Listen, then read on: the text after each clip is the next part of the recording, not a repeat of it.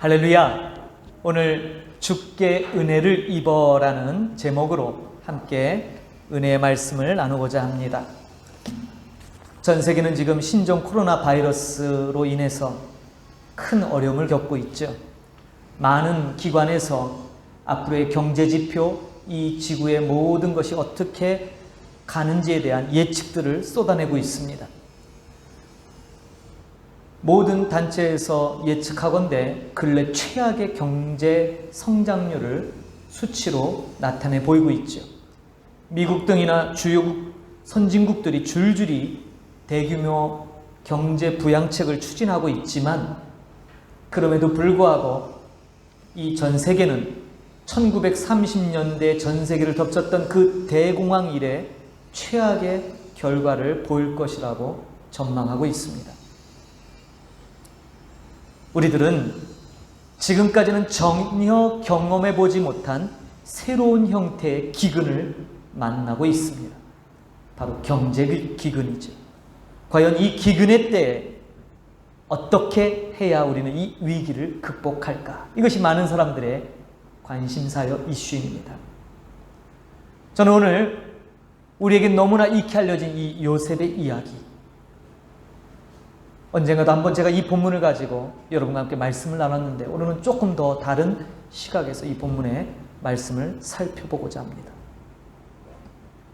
요셉, 꿈쟁이 요셉, 아무도 해석하지 못했던 그 애굽 바로왕의 꿈을 해몽함으로 인해서 일약 노예에서 총리가 된 사람이죠. 그의 해법은 장차 올 기근을 대비하라 였어요.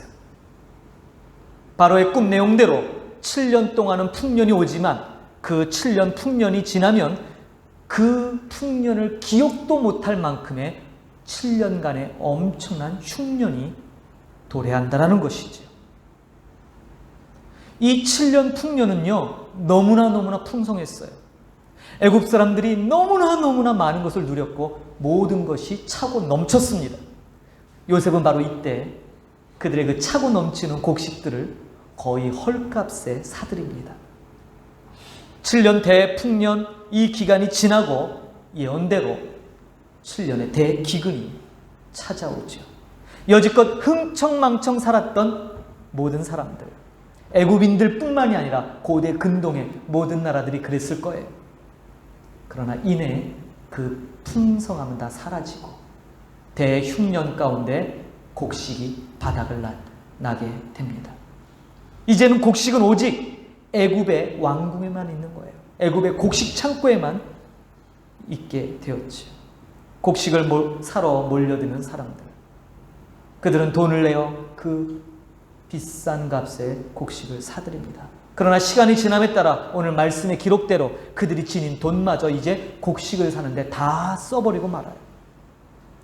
돈이 다 떨어지니까 이제 백성들이 와서 얘기합니다. 우리 돈이 없으니 우리가 지닌 이 가축들로 곡식을 바꾸어 달라고 요구하지. 요셉은 그렇게 그들의 요구대로 가축을 받고 곡식을 내어줍니다. 문제는 조금 지나지 않아 그 가축들도 다 동이 나버렸다는 사실이죠. 그리고 이제 세 번째로 그들은 그들의 땅을 저당 잡습니다. 우리의 땅을 가지시고 대신 양식을 주십시오. 그리고 마지막으로 그 땅마저 모든 것이 다 됐을 때 이제 뭐예요? 이제 우리들을 종으로 삼으세요. 우리 열심히 왕을 위하여 일할 테니 제발 우리를 굶기지 마시고 우리에게 양식을 주십시오. 여러분, 이 모든 거래의 중심에 바로 하나님의 사람 요셉이 있었어요. 토지, 이 모든 것들이 다 바로 왕에게 돌아가요. 1단계 돈입니다. 2단계 가축들, 3단계 토지, 4단계 모든 사람들. 이것이 다 요셉의 그 지혜로 말미암아 이 4단계 방식으로 애굽의 모든 것들이 다 바로 왕의 소유로 만들어지게 되는 것이죠. 여러분들은 이 요셉 이야기를 보면서 어떤 느낌이 드세요? 아, 요셉처럼 참 지혜로우면 좋겠구나. 그렇게 풍년의 때에 열심히 저장해서 흉년의 때를 대비하는 참 좋은 관리자의 표본, 지혜로운 관리자의 표본, 그 정도로 생각하십니까? 사실 엄밀히 한번 살펴보세요. 어떻게 보면 요셉은 이 지혜로운 관리일지는 모르겠지만 백성 입장에서 보면 악덕 관리잖아요. 그렇지 않으세요? 정말 요셉이 백성들을 위하는 총리라면 풍년의 때 백성들에게 어떻게 해야 돼요? 그들에게 기근을 대비해서 곡식을 저장하도록 해야죠. 근데 요셉은요, 오직 자기와 왕, 애굽의 그 바로 왕을 위해서만 기근을 준비하는 모습을 보여요. 여기에 바로 저와 여러분의 오해가 있죠. 우리가 성경을 읽을 때 오해하지 말아야 될 부분들이 이런 부분이에요. 성경은 어떻게 돈을 벌어야 되는지, 어떻게 하면 출세하는지, 어떻게 하면 성공할 수 있는지 이런 거에 대해서 우리에게 언급하지 않습니다. 성경은 오직 저와 여러분의 구원을 말하고 있지요. 우리가 왜 구원받아야 하는지, 누가 우리를 구원하는지를 알려줍니다. 하나님께서 어떻게 우리를 구원하시는지, 구원받은 우리는 장차 어떤 위치로 올라가게 되는지, 그리고 그렇게 높여질 우리들은 지금 이 땅에서 어떻게 살아야 하는지를 알려준다라는 것이죠. 그렇다면 분명 오늘 본문은 요셉의 인간적인 차원이나 그의 지도력 내지는 총리로서의 자격, 어떤 출세 가도를 달리는 비결, 이런 것을 얘기하는 것이 아닐 것이에요. 오히려 하나님께서 왜 요셉을 애굽의 노예로 팔려가게 하셨는지, 왜 그는 억울한 옥살이를 해야만 하는지, 그리고 그가 그러한 노예 신분에서 어떻게 애굽을, 고대 근동을 호령하는 애굽의 총리가 되었는지를, 그리고 그 총리가 된 진짜 목적이 무엇인지를 우리에게 말씀하고 있다는 사실이에요. 하나님께서는 오늘 이 본문을 통해 구원을 말하고 계세요. 이 이야기를 통해서 우리에게 복음이 무엇인지를 우리에게 일깨워주고 계세요. 그러므로 우리는 오늘 이 본문을 새롭게 이해하며 들여다볼 필요가 있죠. 우리는 종종 이런 얘기를 듣습니다. 여러분, 요셉 그러면 마치 신약에 오실 메시아, 그리스도인 예수님의 모형이다라는 말들을 흔하게 합니다. 그도 그럴 것이 요셉의 일생과 예수님의 그 모습을 비교해보면 일치되는 부분이 많죠. 한번 들어보세요. 처음 요셉이 아버지 야곱으로부터 형들에게 보냄을 받습니다. 형들에게 가지요. 마치 하나님께서 우리 예수님을 이 땅에 보내심 같지요. 요셉은 형들의 잘못을 아버지에게 늘 고했어요. 예수님께서 이 땅에 오셔서 바리새인들과 서기관들과 종교 지도자들, 또한 뭇율법에 매인 백성들에게 늘 회개하라, 그들의 죄를 지적하셨죠. 바리새파 사람들에게는 이 독사의 자식들아 그러면서 심한 말을 하며 그들을 일깨웠죠. 결과는 미움받았어요. 요셉도 형제들에게 미움을 받았죠.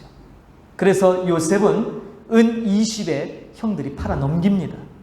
예수님은 그의 제자 유다를 통하여 바리새파 사람들과 서기관들, 대제사장들에게 은 30에 넘겨지게 됩니다. 요셉의 옥살이, 이 종살이를 겪고 난 후에 요셉은 총리로 높여지죠. 예수님도 십자가의 고난, 이 순환 이후에 부활을 통하여 영광스러운 모습으로 높여지시죠. 높임받은 후 이 요셉을 통해 천하 만민이 기근 가운데서 굶어 죽지 않고 살아납니다. 예수 그리스도의 부활 후 모든 만민이 구원의 길을 얻게 되었죠. 자, 이렇게 보니까 요셉과 예수님이 정말 같은 것처럼 보이죠. 이것을 우리는 그리스도의 모형론이라고 말해요. 말씀드렸듯이 요셉의 인생은 개인의 성공 스토리를 말하는 것이 아닙니다. 요셉의 삶을 통해서 예수 그리스도 오실 메시아, 그분의 행하실 일들을 우리에게 미리 보여주기도 합니다. 요셉으로 인하여 천하 만민이 어떻게 이 대기근 속에서 살아남게 되었는지, 예수님을 통해 하나님께서 어떻게 이 세상을 구원하시는지를 보여주고 계신다는 사실이죠. 자, 기근에서 살아남는 법, 기근 때에 재택하는 법, 이거 말하는 것이 아니란 사실이에요. 다시 말씀드리지만 오늘 본문을 통해서 하나님께서는 어떻게 구원을 이루셨는지를 우리에게 말씀하고 계십니다. 오늘 본문을 바로 이러한 하나님이 우리를 어떻게 구원하신가라는 이런 구속사의 흐름에서 읽으면 중요한 한 절이 우리 눈을 사로잡죠. 같이 한번 읽어볼까요? 25절. 다시 한번 25절을 우리 집중하여 읽어봅니다. 시작. 그들이 이르되 주께서 우리를 살리셨사오니 우리가 주께 은혜를 입고 바로의 종이 되겠나이다. 아멘. 자신들의 전부를 요셉에게 갖다 준 백성들이 한 말이에요. 주께서, 요셉께서 우리를 살리셨다라는 거예요. 요셉 총리가 우리를 살렸다라는 거예요. 여러분, 이게 말이 될까요? 총리께 우리가 은혜를 입었대요. 그래서 결과가 뭐예요? 우리가 바로의 종이 되겠다라는 거예요. 그렇습니다, 여러분. 오늘 하나님께서 지금 우리를 통해 애굽 백성이 했던 고백을 똑같이 듣기를 원하십니다. 하나님께서는 애굽 백성이 고백한 것처럼 뭐라고요? 우리가 총리께 은혜를 입었어요. 그러므로 우리가 바로의 종이 될게요. 하나님 이렇게 말씀하시는 거예요. 내가 너희를 살렸다. 내가 너희에게 은혜를 베풀었다. 그 방법이 너희를 나의 종으로 삼는 것이다. 그것이 너희에게 은혜이다. 여러분, 이것이 본문 핵심이에요. 이것이 복음이에요.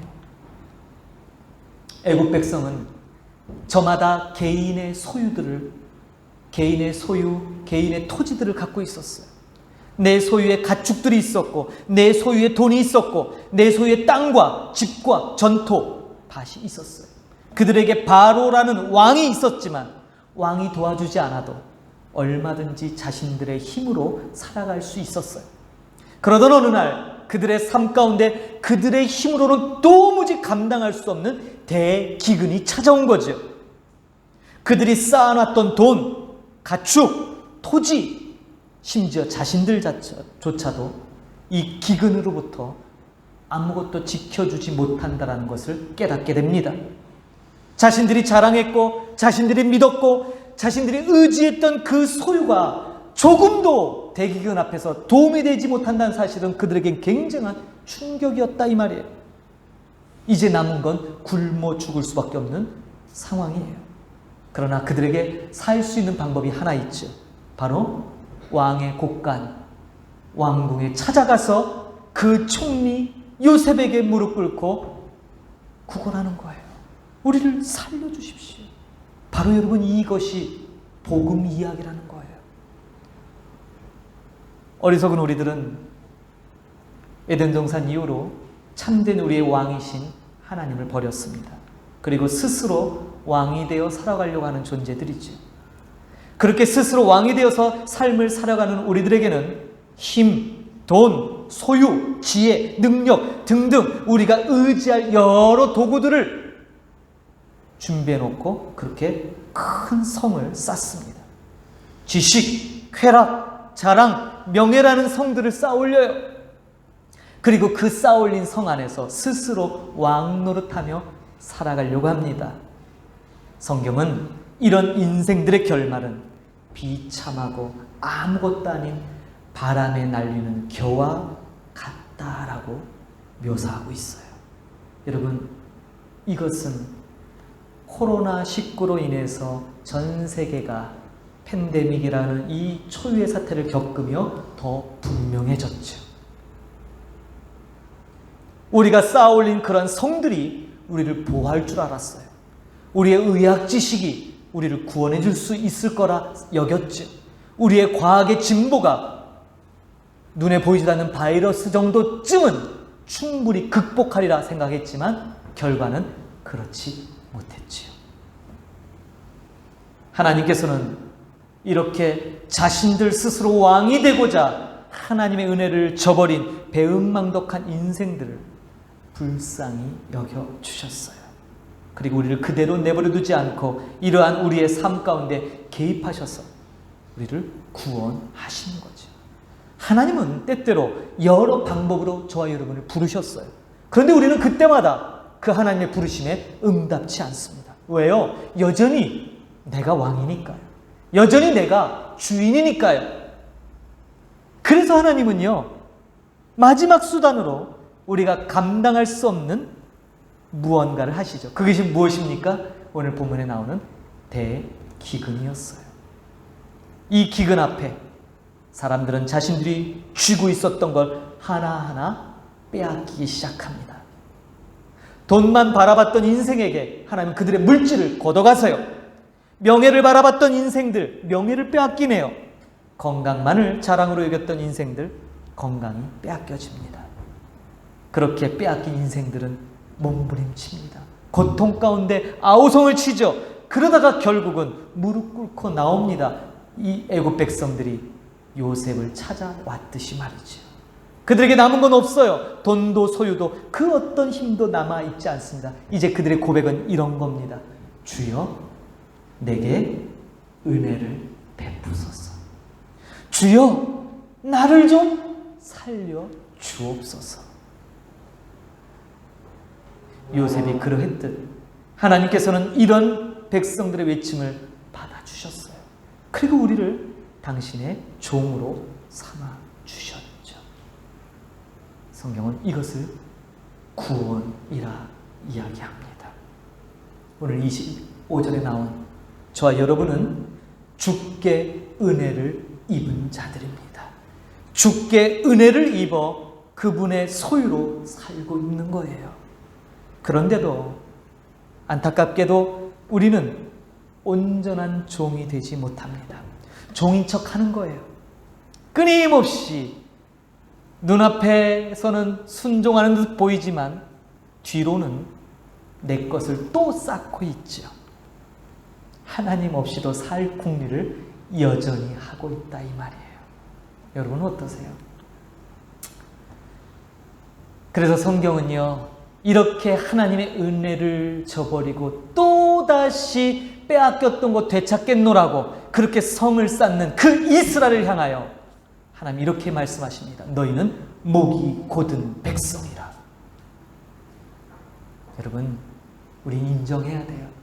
아하, 우리는 참 목이 곧은 백성이구나. 그럼에도 하나님은 포기하지 않으시고 하나님의 사랑을 우리에게 보여주시죠. 자, 이제 본문의 관점에서 다른 시각으로 본다 말씀드렸는데 뭘 다르게 볼까요? 여러분, 하나님이 저와 여러분을 사랑한다는 증표가 뭐예요? 이 고대 근동, 이 이집트, 이 애굽 땅에 내렸던 고대 근동 가운데 임했던 바로 이 대기근. 여러분, 사실은 이것이 하나님 우리를 사랑하시는 징표이지요. 이 기근 또 보내시고 또 기근 보내시고 계속하여 기근을 보내십니다. 메시지는 분명해요. 뭘까요? 너는 너의 힘으로 살 수 없다라는 거예요. 너는 절대 너의 힘으로 사는 것이 아니라 나의 은혜로 사는 것이다. 이거 일깨워 주시는 거죠. 사랑하는 성도 여러분, 우리를 온전한 주의 종으로 다듬어 가시는 것, 무엇을 통해서요? 이러한 기근들을 통해서요. 여러분, 이것을 깨닫는 것, 이것을 아는 것이 진짜 은혜인 줄 믿습니다. 그러면 여러분, 지금 어쩌면 우리 지난주에도 우리 양권식 목사님을 통해서 귀한 말씀을 주셨잖아요. 뭐라고요? 기억나세요? 스바냐서에 있던 말씀. 처진 어깨를 좀 딱 하고 뭐예요? 어떻게 하라고요? 힘을 내셔. 일어나요.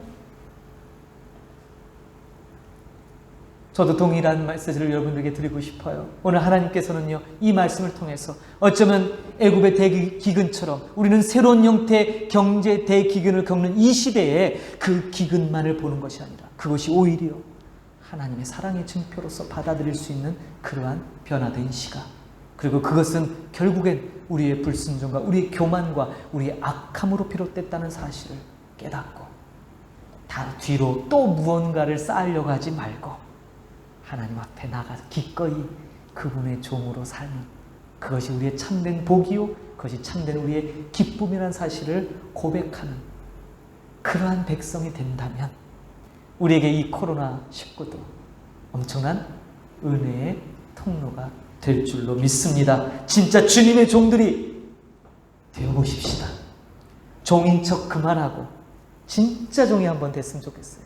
겉으로만 저 종 맞아요, 저 하나님의 종인데요 라고 말만 하는 것이 아니라 참단 우리의 삶으로 하나님의 참된 종이 되어서 천국 백성, 하나님의 백성으로 살아가는 그런 저와 여러분 모두가 되기를 주의 이름으로 축복합니다. 그러므로 모든 것이 주의 은혜입니다. 지금까지 내가 지내온 것은 오직 하나님의 은혜임을 우리는 노래해야 될 줄 믿습니다. 함께 우리 결단 찬양할까요? 함께 일어나서 주의 은혜라 내가 지금까지 지내온 것 찬양으로 우리의 신앙 다시 결단하는 시간을 갖도록 합니다.